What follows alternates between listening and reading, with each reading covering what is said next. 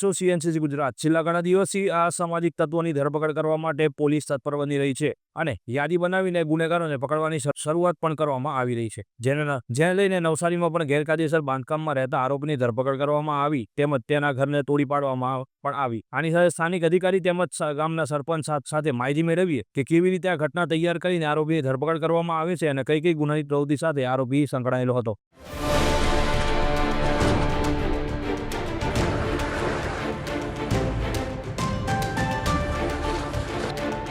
આ જે મકાન છે એ ગેરકાયદેસર ગામતળની જગ્યામાં બનેલું હતું અને એના માટે આજે અમે ગામતળની જગ્યા સાફ કરવા માટે ડેમોનેશનનું કામ કર્યું છે। સર્વસંમતિથી એમનો ઠરાવ પણ કર્યો છે અને એ ઠરાવ તો કર્યો છે પણ એમની સાથે સાથે એમને 3 નોટિસો પણ બજાવી છે અને કાયદેસરની જે કાર્યવાહી અમારે ગ્રામ પંચાયત લેવલે કરવાની હોય છે એ અમે કરી છે। ત્યારે ગુજરાત રાજ્યની અંદર માનનીય ડીજીપી સાહેબ તરફથી 100 કલાકની અંદર અસામાજિક તત્વો ઉપર કડકથી કડક કાર્યવાહી કરવા માટેની એક સૂચના આપવામાં આવી છે।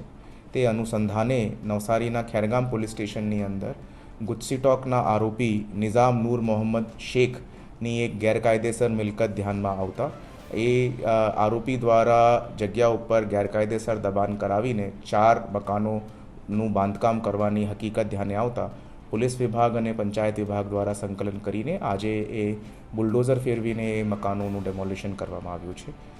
આ ગુજસીટોકનું જો આરોપી છે તેની સંગઠિત ગુનાહિત ટોળકી ઉપર 20થી વધારે એફઆઈઆર્સ નોંધાવી છે, જેની અંદર બોડી ઓફેન્સીસ, મારામારી, પોક્સો, રાઇટિંગ, નાના ધીરનાર, પ્રોહિબિશન અને ગુજસીટોક જેવા ગંભીર ગુનાઓ રજીસ્ટર થયા છે।